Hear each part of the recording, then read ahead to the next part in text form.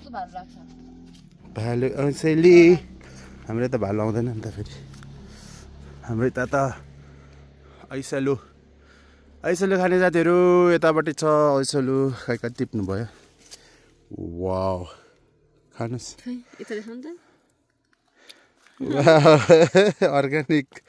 organic औँसेलु खाँदै हाम्रै भइसक्नु भएको श्रीमती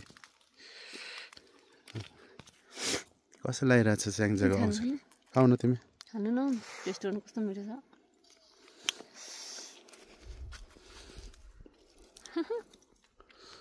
ल ऐसलु टिप्ने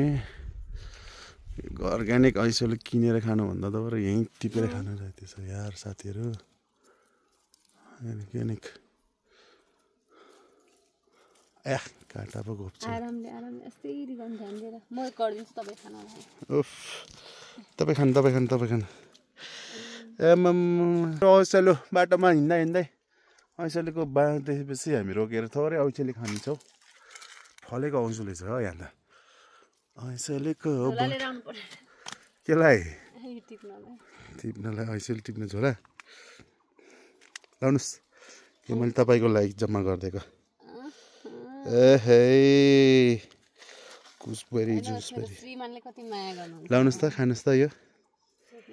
छिटो कोखाइ पुरै खाइ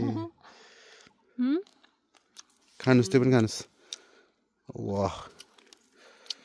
कस्तो लाग्यो good bearish खानुभन्दा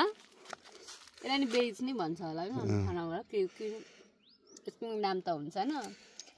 red bearish blue bearish त्यो चाहिँ के ओरेन्ज बेरिज होला कि ओरेन्ज छ थाहा नभएर मात्रै हो नत्र त्यो चाहिँ इन्टरनेसनल मार्केटमा गयो भने यस्तो खतरा हुन्छ मलाई लाग्छ है